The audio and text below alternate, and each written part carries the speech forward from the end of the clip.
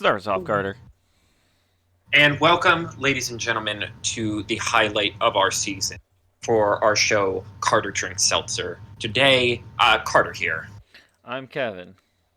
Kevin is here in case I pass out to call the police, but to turn away while we are actually doing it, so he has legal, plausible deniability. And ladies and gentlemen, this is what we've been building up to the entire season. I am not just going to drink one ginger ale without stopping. I am going to drink 3 ginger ales without stopping. If I die, Sydney gets all of my writing work, and you guys can fight over the cats. Here we go.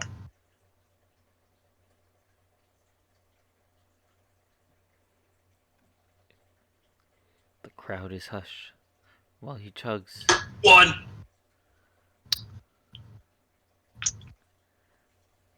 He appears to be one down, heading straight into his second one.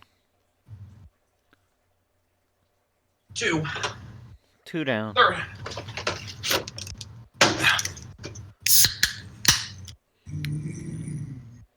Jesus, I apologize to our audience. This is unacceptable behavior on my part. More importantly, I'm not even seeing a video of this. It is just silent. It's just voice chat.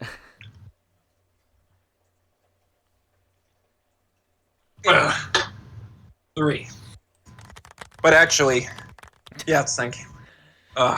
Excuse me, I want to get away from the mic for this for a sec.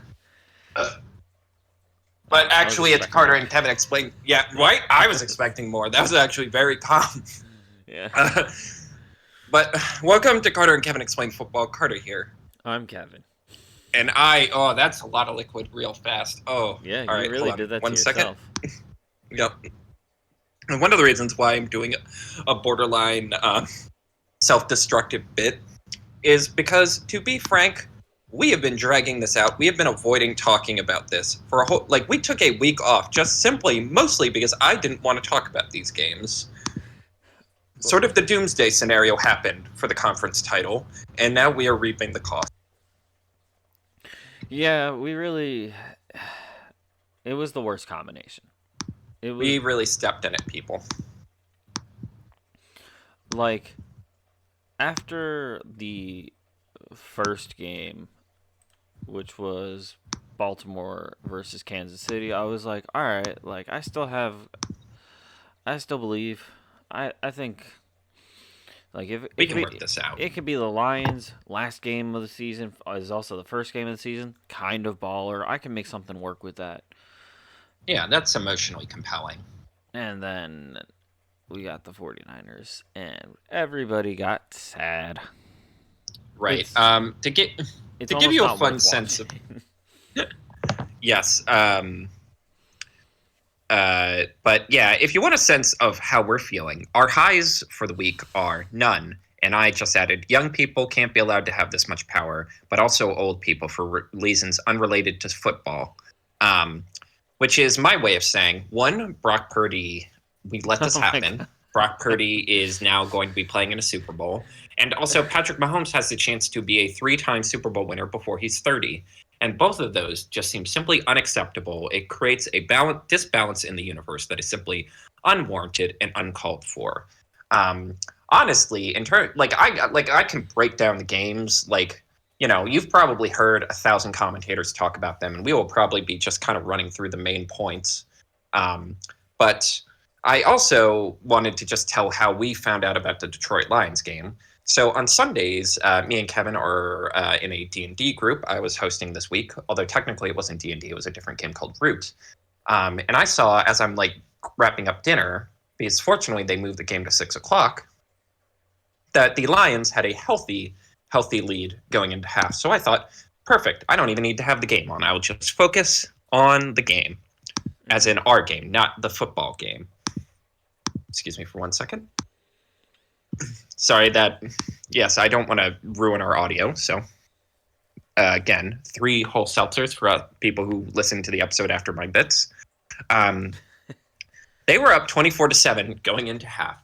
And then I innocuously hit the ESPN button while I'm going through my notes as the game's wrapping up. And I see scores to tie the game. And I just go, Oh no. And I realize it's only the third quarter.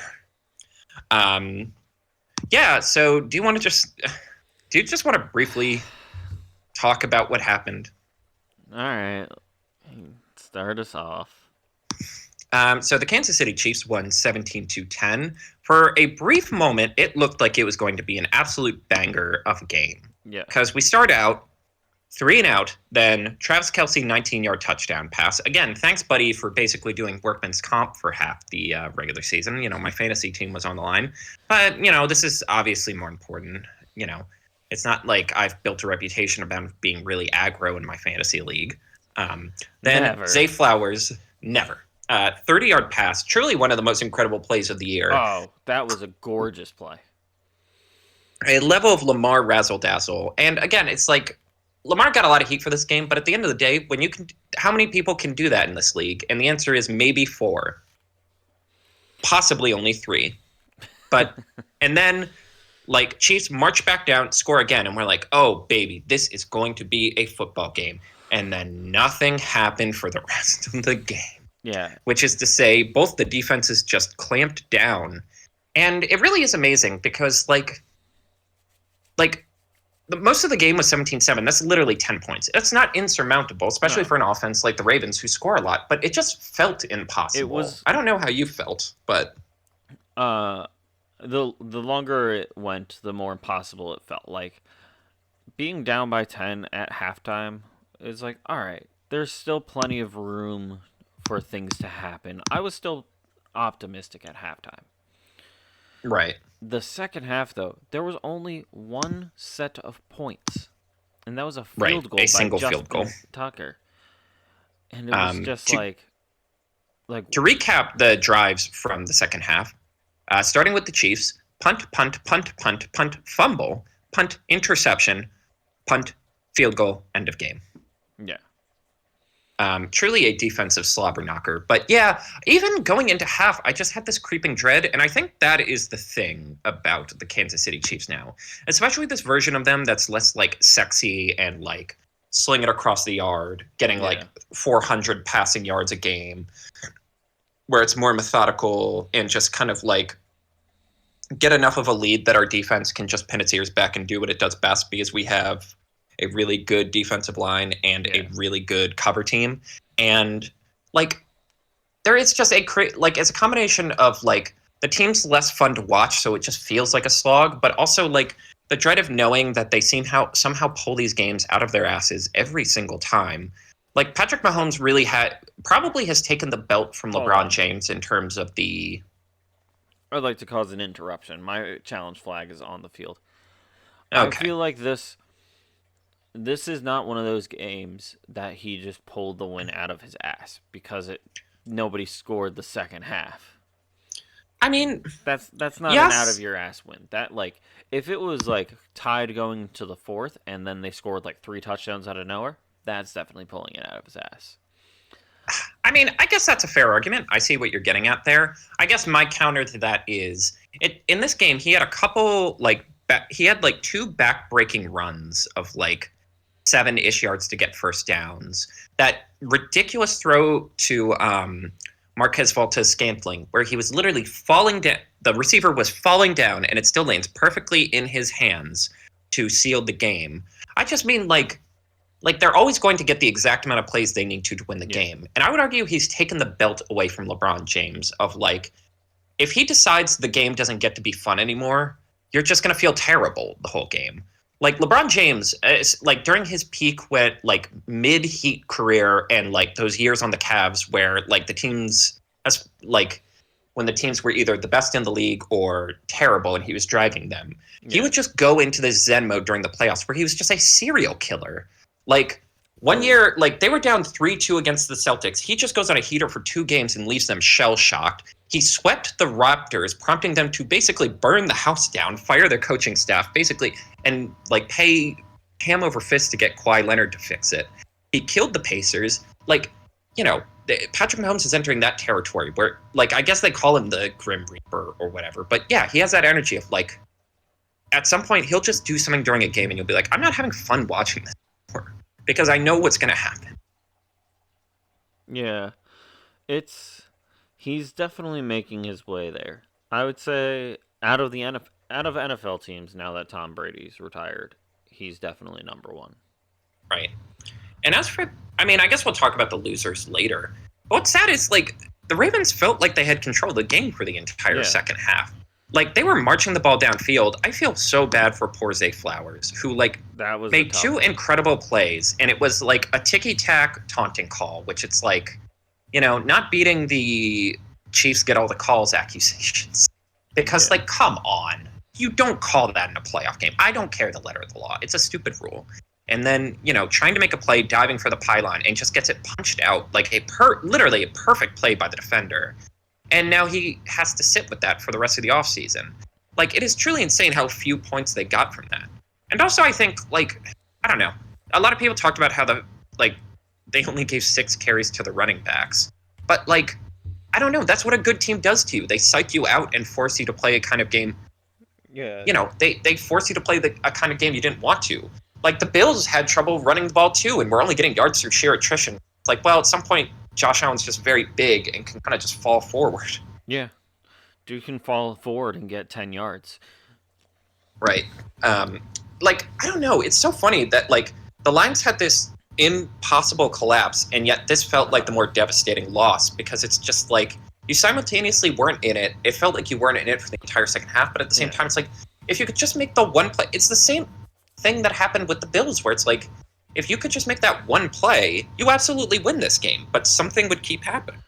yeah. It's yeah. With the Lions, I feel like their biggest case is they picked their coach for how Mhm. aggressive he is, and Right. obviously now is the time to be aggressive. But if Mhm. that dude just on one of those fourth down drives, and there was a bunch of them There was where plenty of he's in. opportunities for guys to make If plays. he just if he just went, let's go for a field goal on one, he would have tied it. Right. I do think we underrate how little, like, his kicker kicks like 70% from 40 yards, which it truly is insane, like the degree of this, where it's like, a basketball player is considered bad if he only hits 30% of his shots, and I'm like, Yeah, I don't think I can make 1 out of 3 in like a high pressure situation where yeah. everyone's running around. Like, maybe if I'm just putzing around in the backyard, but like not in this situation. All right, here's But what we're gonna yeah, do. We're gonna get a football, and the night before Tom's wedding, we are going to find a local sports field, and we are going to kick field goals to see how hard it is.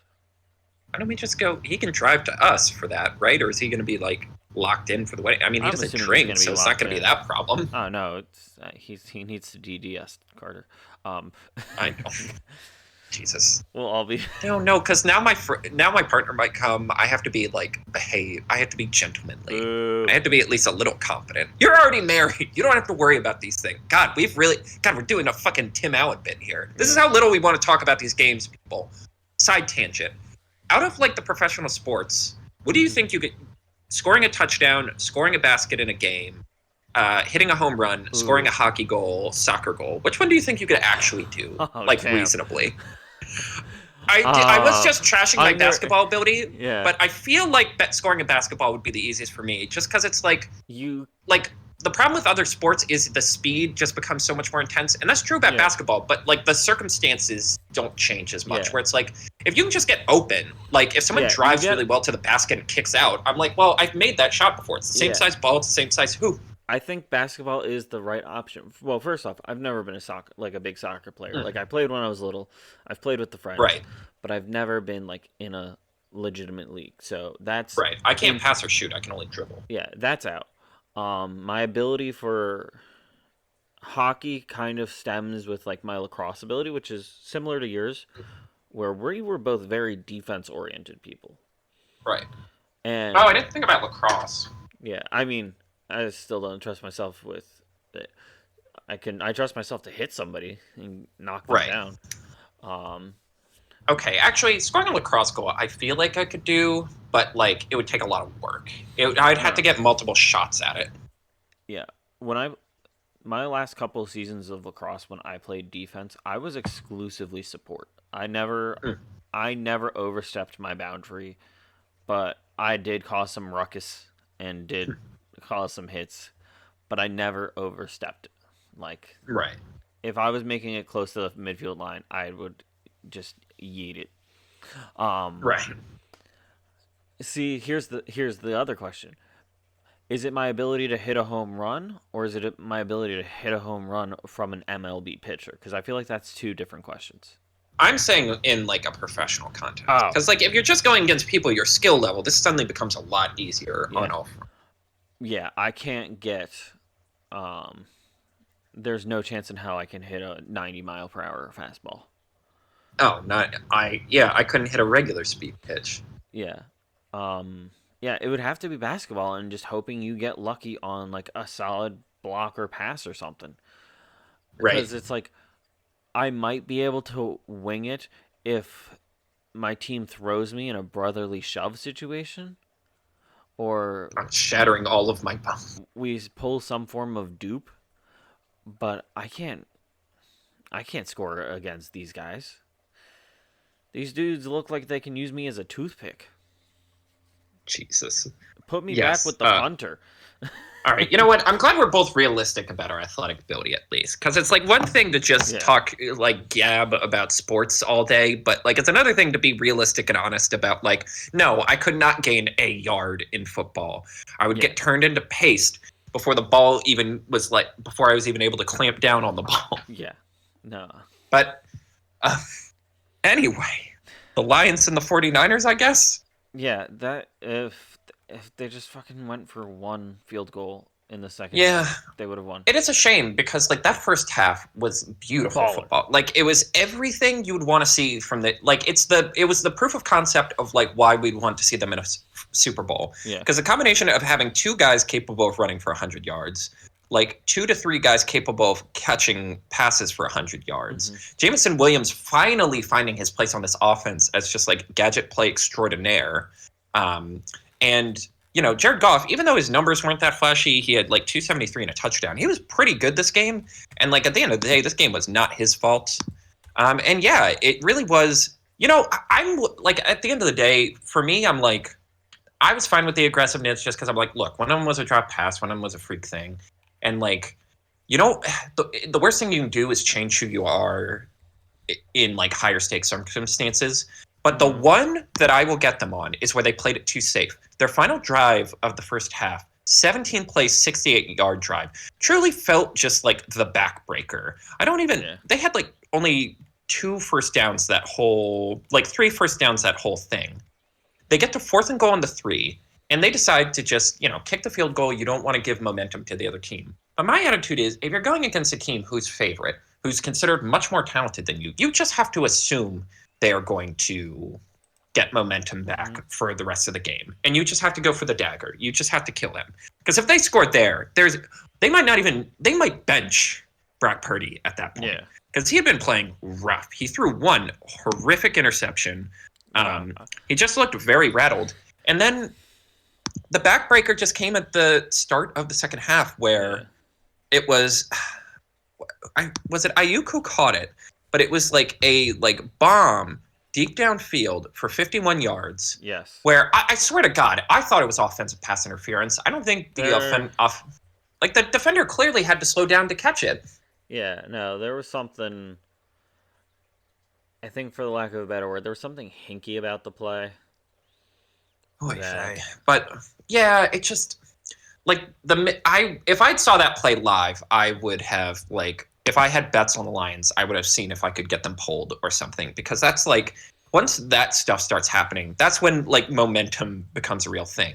And yet at the same time, it's like, you know, following that drive, Gibbs fumbles, you know, they lose it on downs because Josh Reynolds drops a pass. Like there's so many ways they could have solved this. Even at the end of the game, like they had all 3 timeouts, but then for some reason on their final drive they called the timeout when they're trying to decide whether or not to go for it on fourth down. Yeah. And it's like, well, okay, so you're going to lose the game now because there's no way you're getting an onside kick. No one gets onside kicks anymore.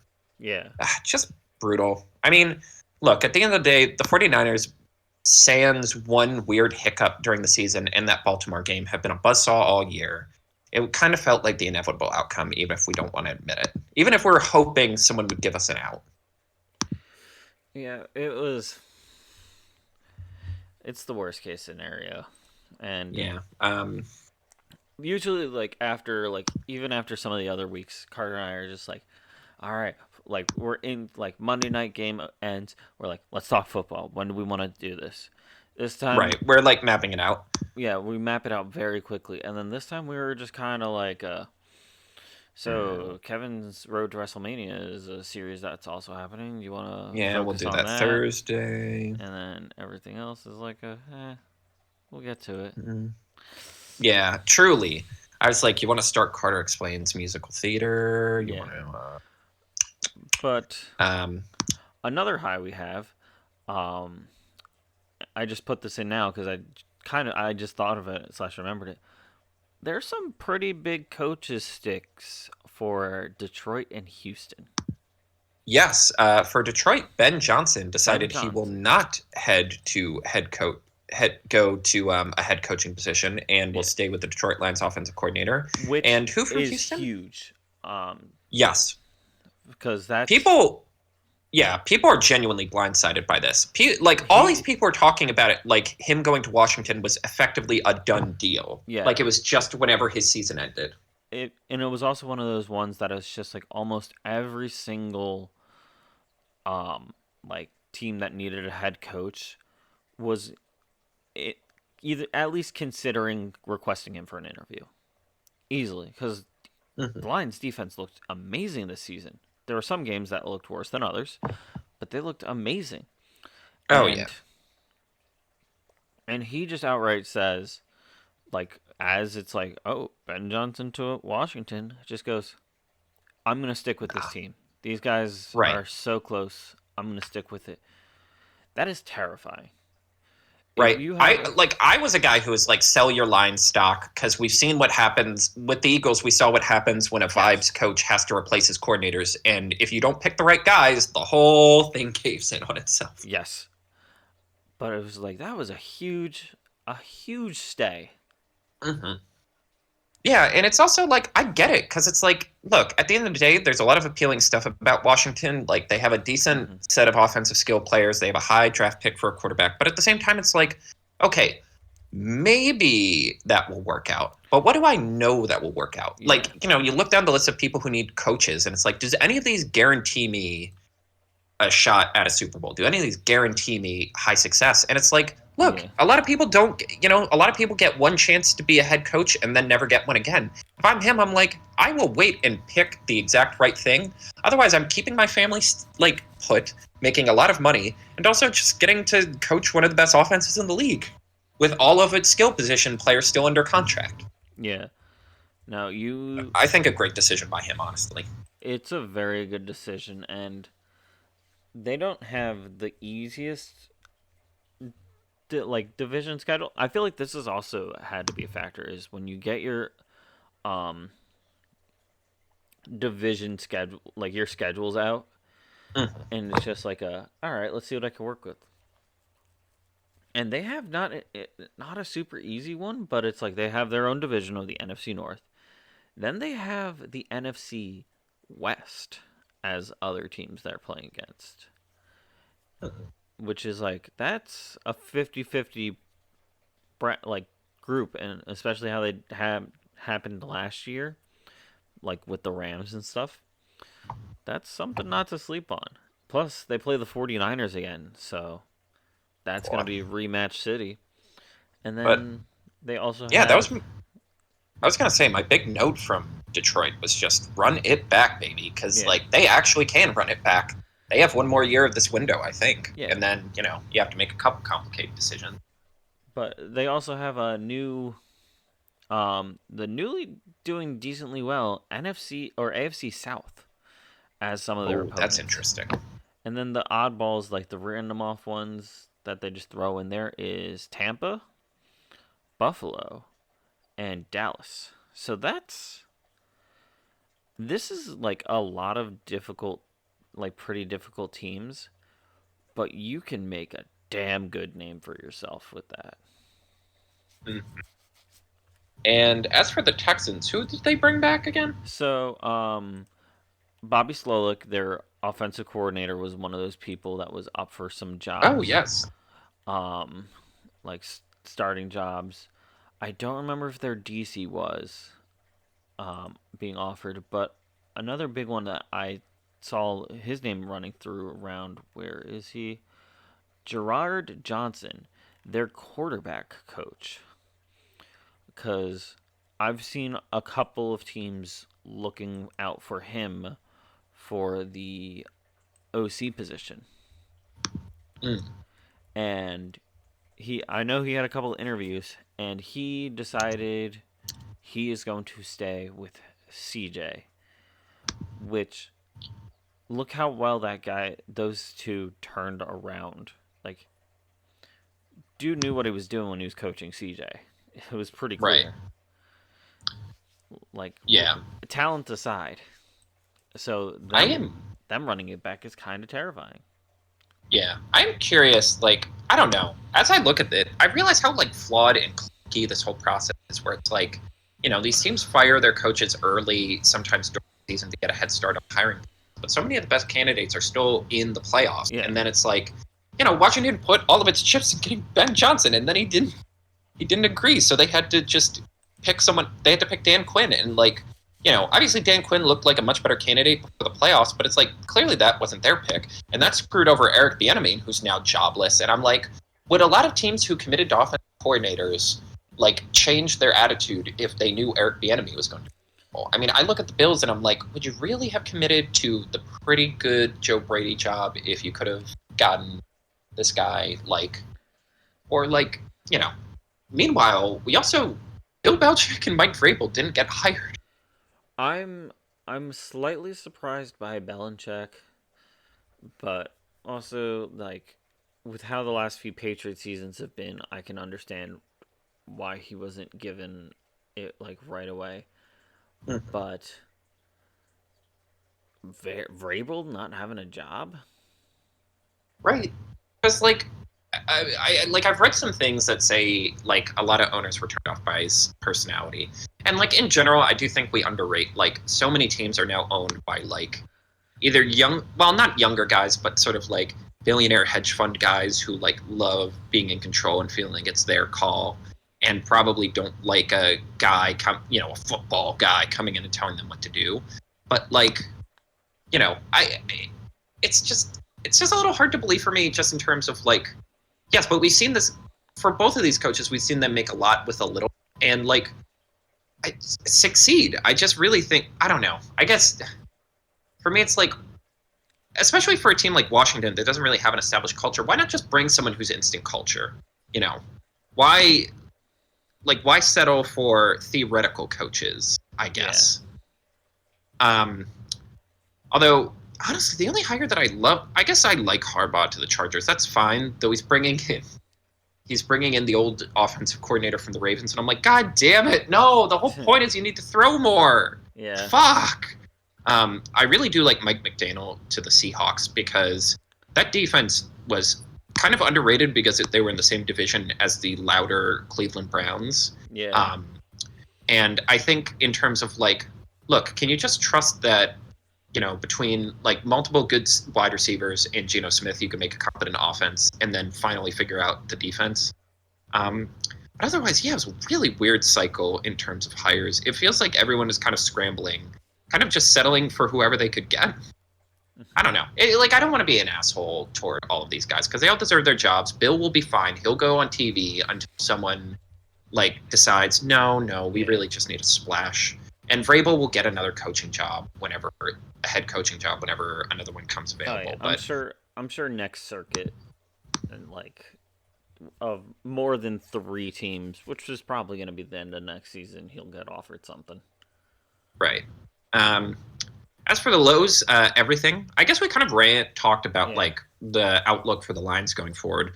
For the Ravens, I don't know. It's just tough because it really felt like they got the monkey off their back with that dominant game over the Texans. But then this game happens, and I'm like, oh, that monkey's got a peanut gun now. Yeah. And it's like, shoot, they're going to have to get to the Super Bowl to really like shed the sort of like regular season warrior accusations. And it's disappointing because, again, Lamar was one of my guys this year. I was like very much acolyting You for were. Lamar. We have I thought hours he, of content about you.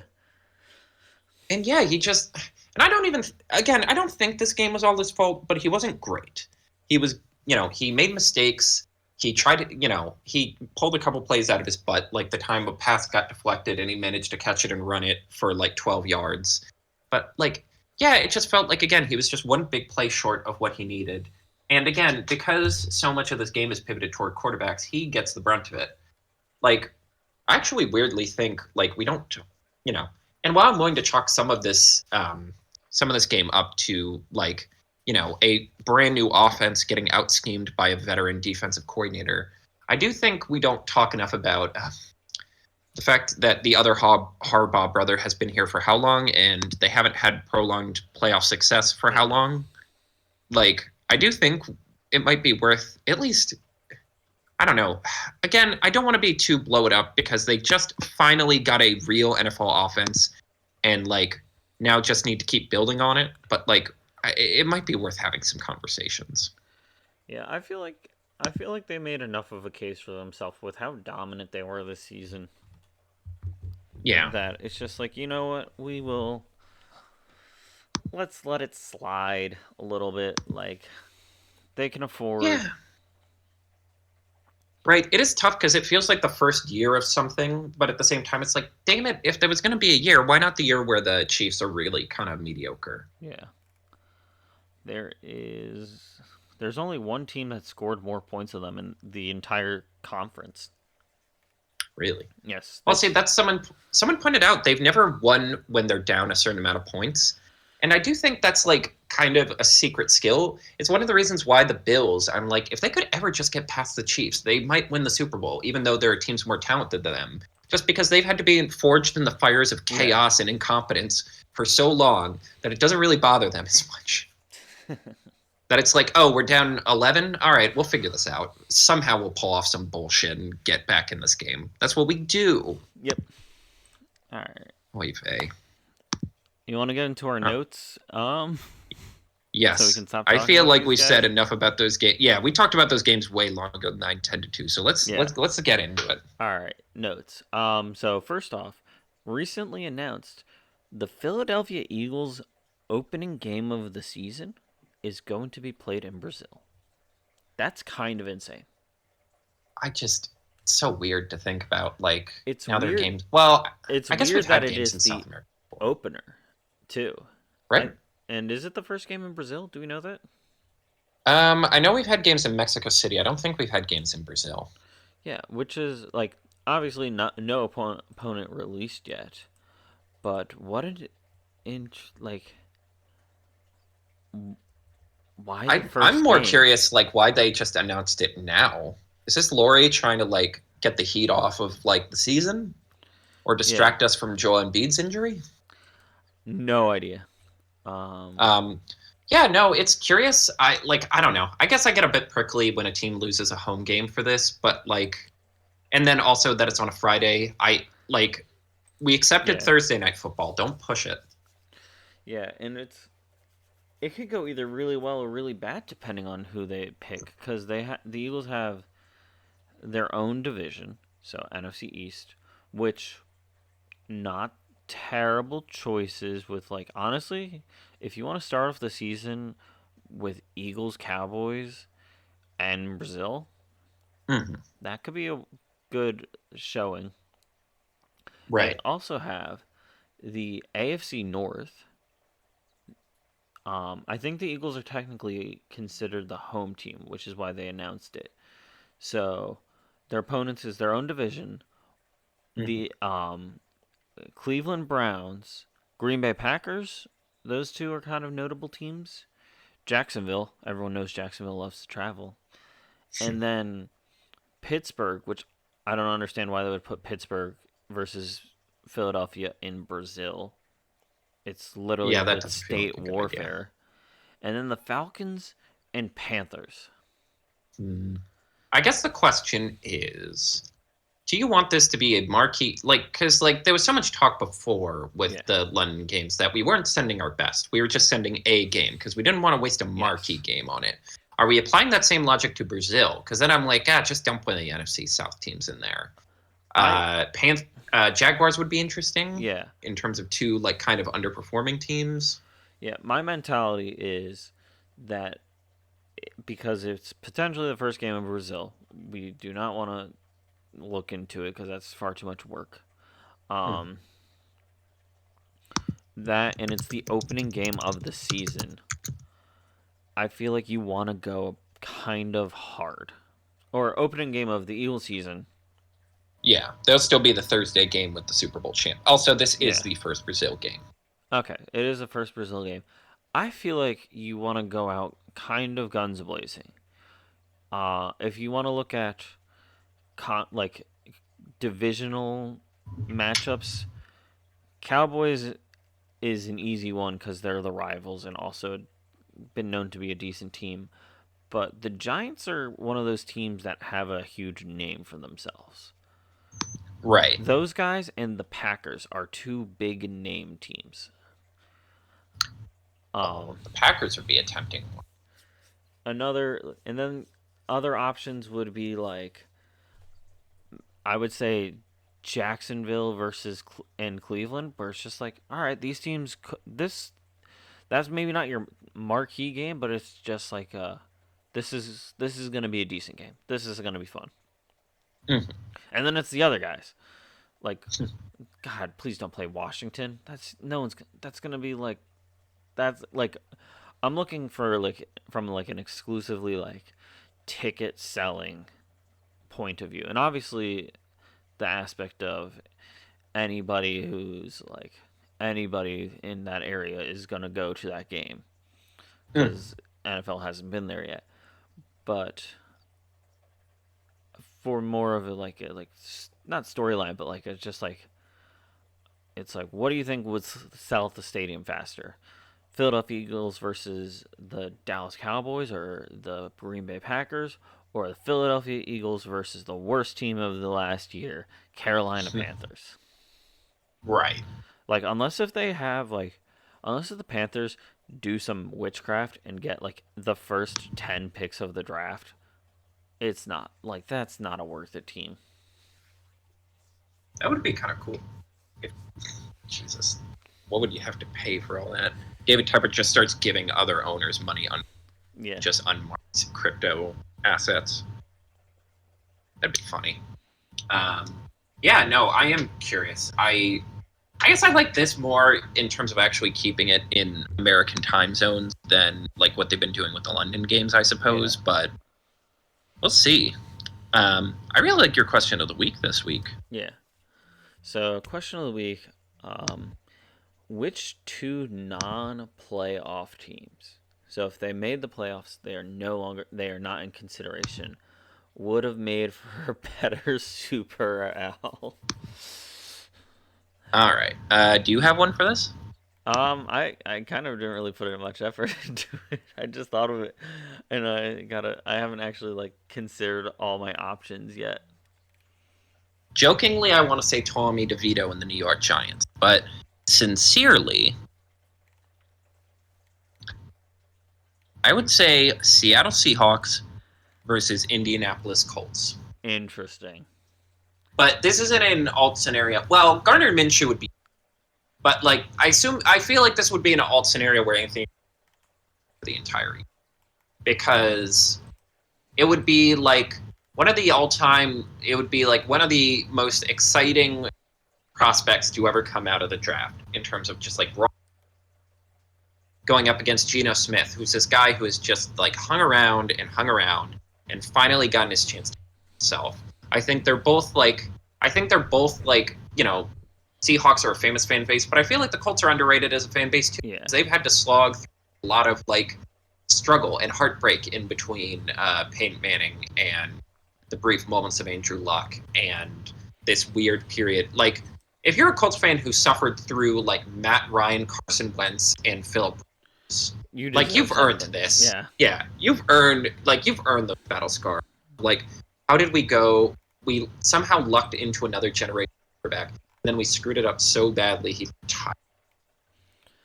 Yeah. Like, I think that would be a fun matchup. It would be off kilter. It'd be two teams who haven't, like, who could use the opportunity.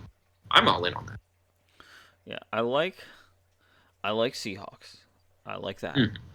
Um, everyone else in the conference, I'm like Giants, yeah, Commanders, Vikings would have been more interesting if Kurt stayed healthy. yeah. If Kurt stayed healthy, it could have been. I would have been like, maybe Vikings.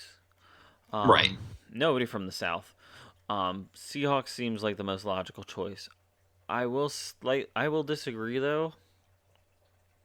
As much as the Colts earned it and stuff, I'm thinking more of a ragtaggy situation. Raiders, especially because the Super Bowl is I being like it. played in Vegas. You know what? I kind of like that. Another honorable mention. I thought of it when you were talking about it, like seeing Tommy DeVito. What if they just did Giants Broncos, and had the Mannings be the announcers for it, like the legitimate announcers, not the Manning cast crap. Right. Oh, that would be interesting. Right? That would be funny. It is. God, it's so weird to think like, God, Peyton is just as much a Colt or a Bronco as he was a Colt, wasn't he? Yeah. Isn't it insane that no one has broken his 55? Like, passing has become even more popular, and we added an extra game, and no one's even gotten. Like, the closest anyone got was Patrick had 50. No one's gotten within. Like, the best we could do was within 5. That's how insane that season was for him. No, he was. Peyton Manning is just a football like wizard. Him and Tom Brady. It's like they just see the formulas go around them, and then they make him a great wizard, like throwing wizard. But it makes them super tactical, which, in my opinion, is a negative, somewhat leading to the next segment. I'm a firm believer that once the both Kelsey brothers retire, you replace Peyton and Eli as the coaches for the conferences. They can still keep their Monday Night Manning cast and all that stuff, but you replace them as coaches with the Kelsey brothers for AFC versus NFC. Because think about how insane the two of them are already. Jason Kelsey's jumping out of booths, drinking beers with fans, went around looking for a table to jump through just at a Bills tailgate. He wasn't actually like playing, and he's that level of insane. God, I feel and Travis now here's Kelce my is question: his own entity too. Do we alternate years where the Mannings commentate one year, the Kelseys coach, and then we swap them? Or do we have it where one set of brothers coaches all the mini games, and then one team coaches the 7-on-7? See, if I had to pick, I would say the mini games versus the 7-on-7, but like that one. But I like. Here's also another reason, like, because it's like if you're watching. Did you watch any of the Pro Bowl game or the games at all? I watched chunks of the mini games and a little bit of the game. It is so funny they don't you can go to ESPN and they don't keep track of stats anymore. No. I'm just like, I don't know. It feels like the league is leaving this to die when it's like, no, it should have been a flag football game for years. Like you just gotta commit to this. The flag football game it's entertaining, and I think it's the perfect opportunity of mixing being safe with no tackles and stuff like that, and just like having goofy fun where you can just do stupid moves, crazy plays. Every fucking play they're lateraling it, just having fun. Right. Like, make it like backyard football. It's like the NBA got people to buy into this stupid in-season tournament through sheer attrition, through sheer just hammering us with this matters, this is important, which is even funnier because the Lakers are now 24-24, and LeBron is cryptically tweeting and being like, oh, I always did want to play for the Knicks. That man, I love this late career LeBron channeling half wine dad and half like I am like larger than your franchise that has more championships than Yeah. everyone else. I control everything. Yeah. But anyway, But yes, yeah, the mini games are where it's at for me. mini games, they were fun to watch this year. But it's like one of the best moments of the actual flag game was freaking Ray Lewis screaming off the top of his head at the refs after everything, having the time, and the Mannings are just kind of standing there. Like the most effort one of the Eli put in was when he was like when Tyreek Hill got the ball and he was like, Tyreek, slow down. Just telling him to slow down so somebody can get him because he's a stupidly fast individual. Um, but it's just like, just imagine like you pan to the one sideline. There's Travis with like back in his mustache specifically, like days dressed as like a matador, and then you like it pans to the other side, and Jason Kelsey's sitting there shirtless in flip flops with a keg. Like Oh my god. they have the ability to bring the chaotic energy to keep the Pro Bowl more fun. And I feel like that's what it should be. Right. It really just, again, it just comes down to commitment. If there's one thing the NFL, and even like other stuff for the NBA, like when they changed the All-Star game to be a weird like scoring, like you have to hit a Yeah. certain amount of points, that was popular for a bit. Like adding extra playoff teams and making it like the final four seeds have to all play each other to decide who actually gets the playoff spot. Like anything can work if you just commit to it hard enough. And if you just put your head down and be like, there's going to be some lumps, but ultimately people are going to buy in if we make it Yeah. seem cool. Yeah, no, you got to make it seem cool and fun. Anyway, speaking of the Pro Bowl, for the Pro Bowl, we announced it a while ago. It is the Carter and Kevin Talk Football Awards.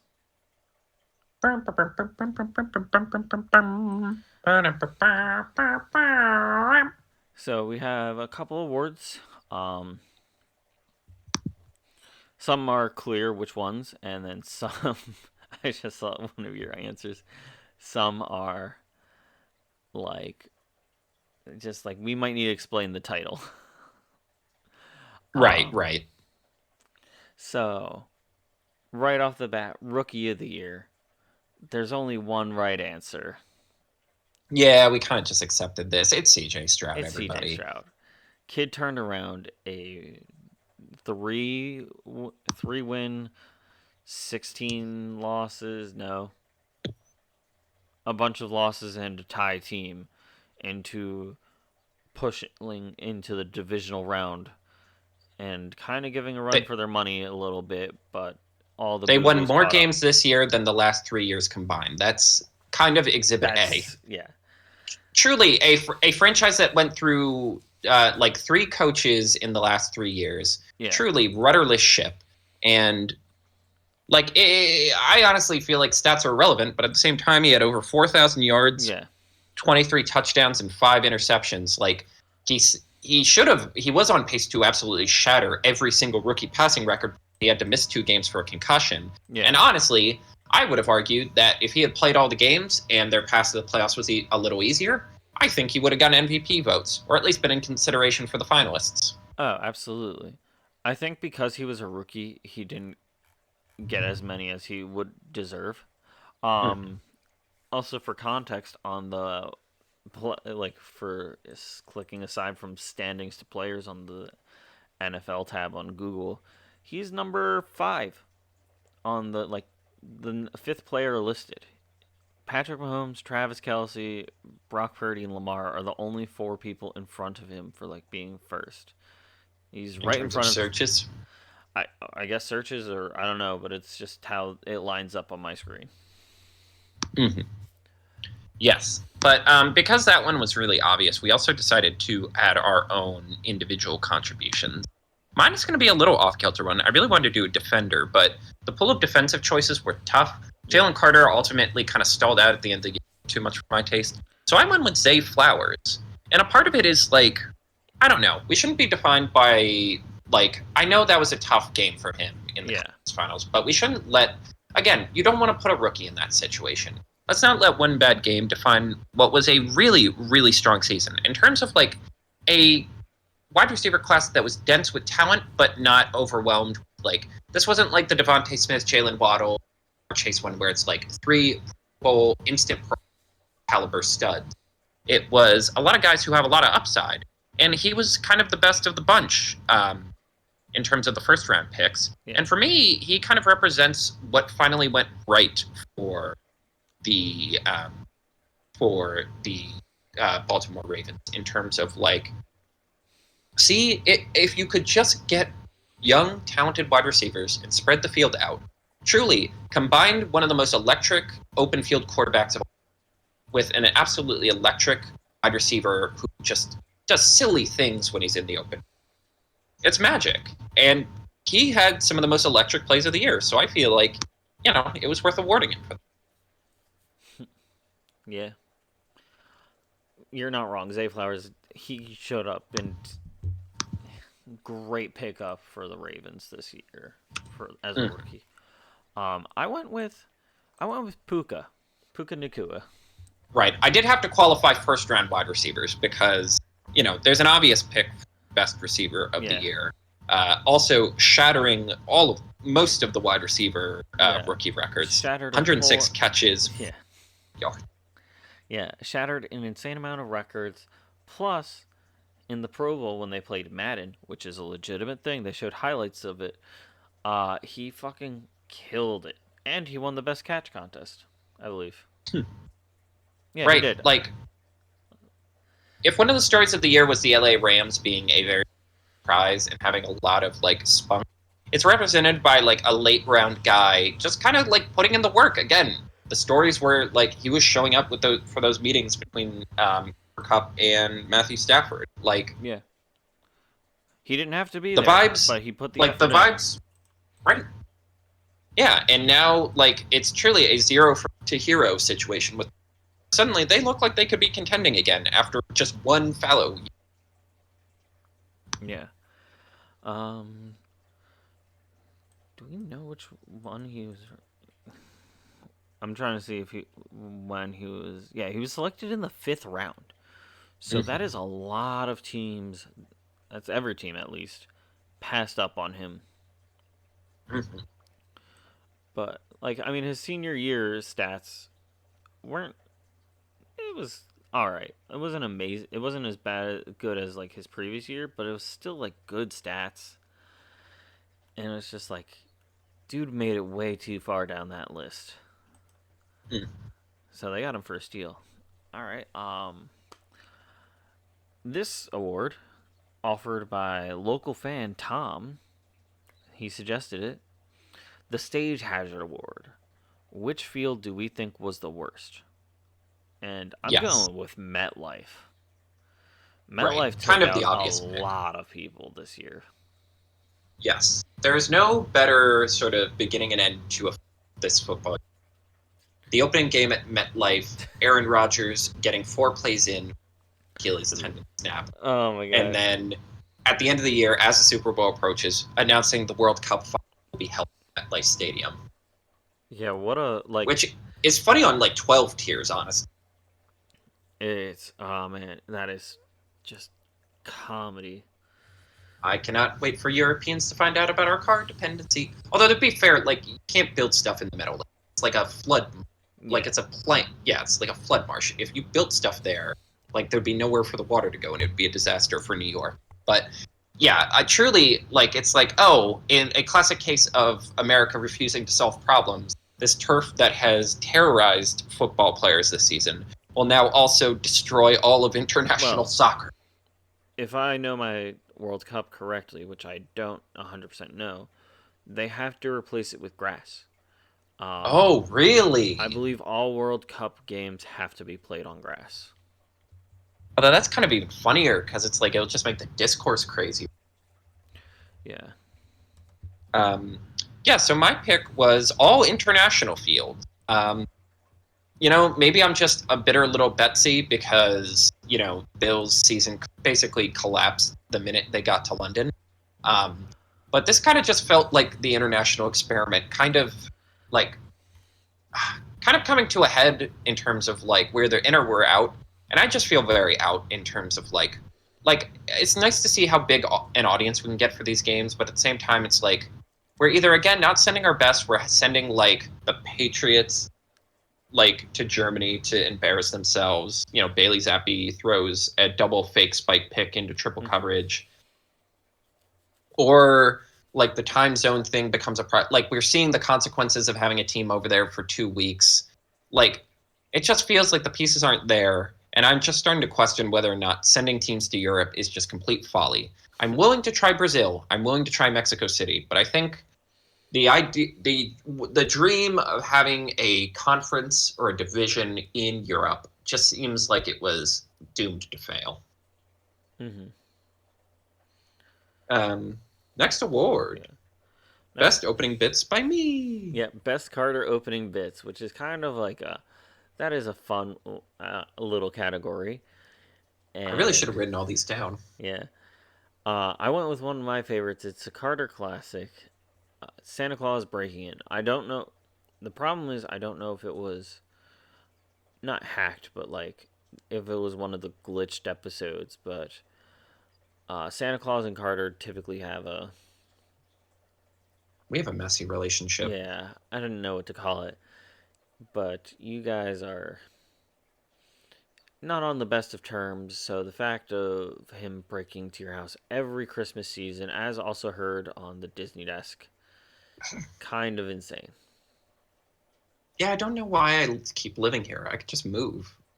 I don't know if you could get my personal information. Yeah.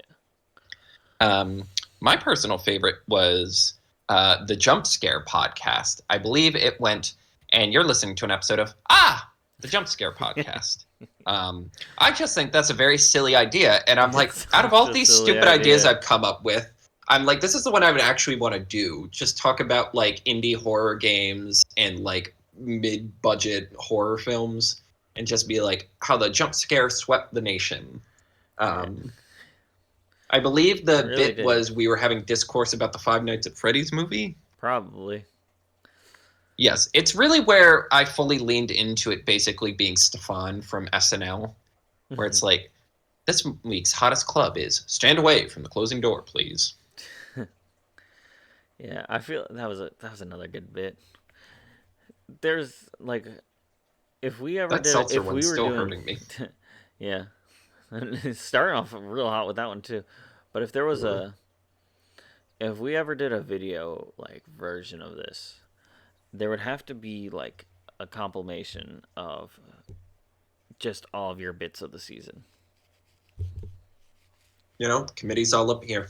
Yep. All right. The next one, another one suggested by Tom, the Apollo Award, the biggest false from Grace. And this is our opportunity to make fun of Tom for getting it wrong. And it's Icarus, not Apollo. Apollo was the god of sun and music and a couple other things, because like a lot of them had like triple jobs. Yep. I mean, I guess you could say it's the teams got too close to Apollo. Maybe that was his. Well, we'll let him defend himself non-existently. I went with the Philadelphia Eagles. My own team. Kind of seems like an easy one. It was a softball right there, where it's just like, team went 11-1, dope. Kicking ass, taking names, dope. Destroyed the first half of their hellacious week in the middle of the season, or months in the middle of the season, dope. And then shat the bed, because everybody loves to acknowledge that they lost 6 of their last 7 games.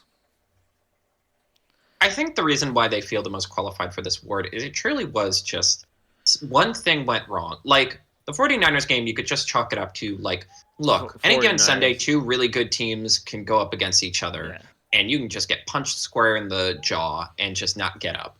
But then for it to just completely collapse after that, and again, it like, the reason why it felt so dramatic is it really felt like they didn't have any answers. Yeah. Truly just, like, we're just going to keep doing the same thing, and maybe it'll turn around. Yeah. Leading to a final playoff game where they just didn't seem to have a plan for blitzes, like basic blitz packages. They just didn't have a plan. It really felt like they had committed to ending this. Yeah. Perhaps best embodied by the fact that the Palace intrigue story about Nick Sirianni came out before the game happened, where it's like, well, they haven't even played yet. They might win. And Yeah. everyone was like, mine was the Jacksonville Jaguars. Another team that was riding high, they were in place for the number one seed for a huge chunk of the season, like basically all of October. And then the wheels just came off. A combination of injuries, a combination of like really fluky plays and turnovers, and honestly, just a lack of talent. Like it kind of just like the feel good story from last year, and like kind of hid the fact that it's like this team actually doesn't have a lot of top end talent. It's paying a lot of money to a lot of like B minus level talent, and that doesn't work when people aren't underestimating you. A rough go from Doug Peterson, and I feel like Trevor Lawrence gets left holding the bag for a lot of this. But at the same time, when you're supposed to be a generational prospect in the same lineage as John Elway, Peyton Manning, and Andrew Luck, like, all right, people are going to start asking questions now. Yeah. Like all of your peers are kind of lapping you. Like Patrick Mahomes is already going to have 3 chips. Josh Allen's already won 4 playoff games. Lamar's going to win 2 MVPs. And even CJ Stroud feels like he's in the same tier as you. Like, you don't even have full control over your division anymore like these other guys. Exactly. Because, yeah, your division showed up to play this season. Right. Things are going to get way harder than you thought they were going to be once you ended up in Jacksonville. Yep. Next, the real MVP. Who actually deserves it? Mm-hmm. All right. You go first, because yours is probably the better one than mine. Mine is messy. So, I'm not... I don't... it's one of those picks where you just gotta be the adult and acknowledge it. Christian McCaffrey, CMC himself, should earn the fucking MVP award. Yeah. The dude has insane... Hold on. Do I have, like... Is there an easy way to look at his entire season stats without trying too hard? But he's been in the league for a while. Don't give me the... Just give me the... Don't give me the each week. Give me the year. All right, here we go. For the 2023 year, he played in 16 games. He had just shot... He was at 1,459 yards. That's a lot of yards. His longest... Right, number 1 in the league. Yeah, number 1 in the league. 72 yards was his longest. 14 touchdowns. So, technically speaking, that is 2 games that he did not get a score in. Right. Obviously. For a while, it felt like he was on the track to break the touchdown record. Yeah. Which is another one that's like, it's amazing no one's beaten it. But it's also underrated that LaDainian Tomlinson scored 4 touchdowns in 2 different games that year. He didn't score a touchdown in his last 2 losses that season. That's how down that year. That he broke the record in 14 games. Yeah, that's kind of insane. So I just think maybe that one's never getting broken. Yeah. But yeah, and like I just think it goes like, again, all the Brock Purdy discourse again ignores the fact that it's like this sort of incredible offense, incredible skill talent traded for a guy who at his highest can be the best running back in the league, and he has been his highest. He's barely missed any game. He, it's the healthiest stretch he's had in God knows. Yeah. He is still putting up an insane amount of. Still was he was tied for 2nd in carries while still catching over 50 passes. Like, he's still the dual threat. He basically is like the perfect cog that makes the entire offense make 100% sense. Yeah. Also, honorable mention to Tyreek Hill. I guess. Like, again, another guy where it's like, oh, I just don't like Tyreek. Yeah. Which is why a lot of my picks ended up getting messy. I guess I should just say mine. I know, and I hate this because we spent all year being laborious about, like, it's time a non-quarterback. Let's stop, like, making the ultimate team sport all about the quarterback. But I have to do it. CJ Stroud. Because, again, like, in terms of immediately changing a culture overnight in terms of changing of an entire franchise, in terms of like putting a team on your back, and especially because that playoff game revealed like talent is not quite there everywhere. Yeah. Like the defense is okay, and like in terms of just overnight turning a team like because this isn't like the Chargers with Justin Herbert his first, where it's like, well, the Chargers still have some messy, or like, you know, Patrick Mahomes already coming into a playoff caliber team, or Lamar getting the infrastructure, the Baltimore Ravens and police stunting on because no one had seen what he like. This truly was like a franchise that probably shouldn't exist. Being honest, they wanted an even, and somehow, some way, he won a playoff game in his first year. Yep. And a division title. I just like, again, if we're telling the story of the year, we're talking about like which one individual player changed their team the most. It's really hard to argue that many more people above him. I mean, honorable mention, I guess, to Josh Allen. I'd argue similarly if you were, they would stink. But I made such a stink, Josh Allen, that like I just can't do it. And for wide receiver, I almost put CeeDee Lamb because what's people like quietly he only had 50 yards less than Tyreek Hill, and if this was Dak Prescott's best year, this was his best year. Yeah, there was no chance But in hell I was going to acknowledge a Cowboy as a potential candidate. right, and like, look, I know these are supposed to be regular season, but like I can't get past how like tilted he got immediately during that playoff game, Yeah. where truly it was one bad pass in the entire thing. I genuinely, and there's been some gossip, like for some reason, a lot of Dak Prescott's family like tweeting about it, and I'm like, what the hell has been going on there? Like, how has no one done like the big expose where it turns out all of them hate each other? Yeah. Um, For the next one, while Carter, you're doing that thing where you're cutting out because your computer's a dinosaur. oh, Hashtag get I Carter a new see. computer. Um, while you try and get that, Just a minute. yeah. While you handle that, I'll talk about Keep vamping. my next award, the Future Sight award. So, this is basically an individual or a team that is just like, hey, be on the lookout for this. Something's up. We're not sure what is going on. Like, we're maybe not sure what's going on with them from this season, but they're clearly going to be on the mend. So for my pick for the Future Sight Award, I went with the Green Bay Packers, one of the youngest teams of the league. A lot of rookies, a lot of talent just being pushed around. Jordan Love getting that starting job, and it's it's something to be on the lookout for because they don't really have a lot of like older talents too much. A lot of their talents are young guys, so that they can make a lot of things happen. Right. Yeah. It's like Matt LaFleur like basically got himself a cushion in terms of job security by like having those Aaron Rodgers years, and now he can actually run the offense he wants to, and it looks very fun and dynamic. Mm-hmm. And they finally got rid of their defensive coordinator, and hopefully will take all of these first and second round picks they spent on defense into something better. Great pick. It would have been mine if you hadn't already done it. I decided to throw a wacky one in there. I'm going with the Arizona Cardinals. It is very wacky. Here's my stance. Like, I'm willing to give the benefit of the doubt to any team that does better than they were supposed to. Now, keep in mind, they still have the 4th pick in the draft, so they didn't do that much better. Yeah. But we were talking about this team not winning a game. We were clowning and pantsing Gannon for his weird demeanor. Like, this looked like an already lost cause, and yet they were basically in 90% of their football game.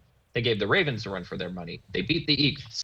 They gave the 49ers a run for their money in one game. Like, even the games they were losing, they at least had the handful of things that you really want to see.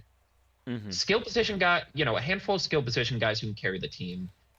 Clear identity in terms of like running, ground and pound with like the occasional flashes of Kyler Murray's electricity post knee injury. And just general like competent defense despite not having a lot of talent on defense. Like they showed me enough stuff where I'm like, if you do add an elite level wide receiver, there's some discourse about whether Malik Neighbors might be the pick over Marvin Harrison Jr. I'm not so sure about that, but we'll see. Um, I think that instantly gives the spark of like explosion this offense needs. And like I think they could turn this around really fast. Again, for all the laughing at Kyler Murray, he's still very good at Yeah, football. he's Like he's talented. still an incredibly talented guy. And it's going to be the year after the injury, which is the important thing. Yeah. That's going to be, I think, and we'll probably talk about this a little bit more closer to the draft, but it's like this is a year for Kyler Murray to be like, if he doesn't show up and have a good showing, which previously he has been a good quarterback, this is going to be like kind of a game over thing. Like, it could be a career ender. He doesn't have to be Right. doing good, but he has to Right. put on a not sucky show. Right. This is kind of the year that decides whether or not this is actually a blow up year or a blow up team or not. Because we assumed Yeah. they were in full rebuild and going to go for Caleb Williams, but they showed just enough that you're like, well, hold on now. Maybe this is less a blow up and more of just refurbishing, sort of a reimagining. And if they don't reach this potential that I'm giving them next year, then it's like, yeah, burn the house down. We'll find a quarterback. We'll figure this out. Mm-hmm. But again, in a very packed NFC West, I could see them at least competing next year and at least putting on a good show. Which that's a pretty tough division to compete with. Not gonna lie. Right, right.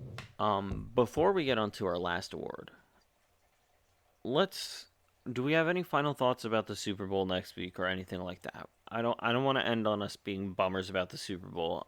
Right. It's still the Super Bowl. Yeah. It's still the Super Bowl. Apparently Nickelodeon's going to do a whole Bubble Bowl bit, which I'm excited for. They're going to sing Sweet Victory. Final. If I don't get a cut to George Kittle during that, I'm going to be upset because I feel like he's going to be partying the most. If I don't get a cut to those two random guys from like the generic B-roll, like the two football guys in body paint crying as they like wrap their arms around each other. That's going to be George Kittle and Travis Kelce.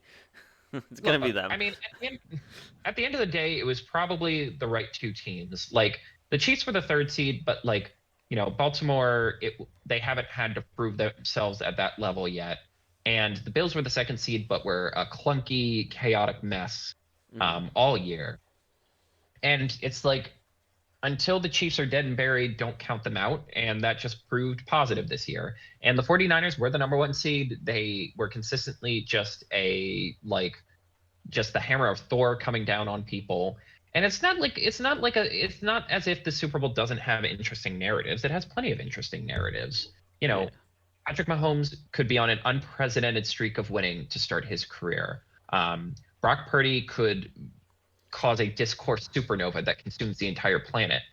Shanahan can finally break the demons of always coming up short in the big games. Yeah. Like all of these incredible skill position players could get a Super Bowl. Travis Kelce could retire. Like, yeah, there's so much that can Andy happen. Reid takes the GOAT coach belt. Like, yeah, there's a lot of exciting. There's stuff to be excited for. It's the two teams that we're all a little tired of. Yeah, that's the thing about it is it's teams that deserve it, but teams that I feel like the people don't want to see. They don't need it. Yeah. And our last category is the Don't Sleep On Game of the Season. I really like this category that you created. Like in the football season, it can be hard to remember all the different games. It can be hard to remember the glut of content you absorb. So it's nice to have like hey, here's a game you might have missed that's worth thinking about. Yeah. I feel like it gives that credit that like it's not going to be America's Game of the Week. It's not going to be the top thing. The news people will probably not even mention it too much, but you know what? If you want to watch a football game, watch this one. Right. So I went with a Week 10 game. No surprise from me. I went with the Houston Texans versus the Cincinnati Bengals. So, this was back where they are doing kind of like, it's at the point where it's like Joe Burrow is getting over that hump that he was on at the beginning of the season with his injuries. But before the next set of injuries, Right. which is kind of crazy. And it was a QB showdown. It was CJ Stroud versus Joe Burrow, two top tier quarterbacks like of their draft classes. CJ went 23 for 39, which isn't an amazing stat, but he threw for 356 yards. One touchdown, one interception. Joey Football, 27 for 40, 347 yards, two touchdowns, two interceptions. The final score was 30-27, and the Texans won on a final, like the clock said, 0-0-0 field, 38-yard field goal. Beautiful football. That's like, I don't know, in a year where offense was kind of ho-hum this year, having stuff like having, I don't know, a reminder of like the talented young quarterbacks we have was refreshing. Yeah, it was. And it was also one, like, there was one, two, outside of field goals, all the Bengals touchdowns were scored by different people, and the same goes for both teams. All non just field goal scores were scored by different people. No one scored twice, so you're using the entire roster both times. I felt like that's a nice touch. Oh yeah. And mine is a very obvious one for me. A Week 14 37-31 game between the Baltimore Ravens and the Los Angeles Rams. In terms of two of my darlings of the season, sort of the pampered prince in the Baltimore Ravens and scrappy underdog of the Rams, which who would have guessed that sentence even a year or two ago? For real. Like, truly, slinging it around the yard. 850 combined yards. Lamar, 316. Stafford, 294. 6 touchdowns between them and only 1 turnover. But also a great running game. Lamar ran the ball for 70 yards on 11 carries. Williams, 114 yards. Cooper Kupp had a great game. He was still coming back from injury a little bit. Odell came out of nowhere to score a touchdown. And truly a cartoonish back and forth. Field goal, touchdown, touchdown, touchdown, touchdown, field goal, field goal, field goal, safety, field goal, touchdown, touchdown, field goal. It was like the perfect storm of like methodical offense, but also like big splash plays, cascading in overtime. And a little bit of suspense, mind you. Tucker missed a field goal this game, I believe, that put things a little perilous. And then finally capped off by a 67-yard punt return to end the game. Nope, you got that backwards. Keep in mind, this game is like, whoops, sorry. Truly, and keep in mind, this game, it was pouring rain the entire game, too. Like, another, like, beautiful game, but also, like, a football game in terms of, like, the element. You're in the mud, you're playing hard. Yes, and yet you're still able to pass the ball. It's everything you would want from a football game in terms of narrative, vibes, and just fun. Yeah, exactly. Shall we send the audience away as we get ready for the Super Bowl? Yep. Quick plug before we get it. As this season winds down, we're talking Kevin's Road to WrestleMania. I'm going to see it in person, so that's another professional wrestling based series that we're gonna have going, where I just talk about the world of WrestleMania and everything involved. And then yes, yeah. Oh, cause well, I was gonna say I've been on 2 episodes and it's been really fun and informative. Yep. And then after that, because that's gonna end early April, it might be time to start talking some drafts after that. That is absolutely my jam. Because what do you do when you've lost all hope in a season, when the things didn't go the way you want? You say, I'm going to win the offseason and look toward the draft. Yep. But, ladies and germs, we still have one game left. The big one. The Mac Daddy. the quote unquote big game, because for some reason the Super Bowl is really picky about who's allowed to use their Yeah. branding and actual name. Ladies and gentlemen, the big Shabuzi, the big Shabam, the big Shebang, a cool owl wearing sunglasses and doing kick flips over the Washington Monument. It is the Super Bowl. We are less than a week away, and we don't know what's going to happen, but the discourse will be extraordinary. And until that time, I'm Carter, I'm Kevin. and let's have a football game.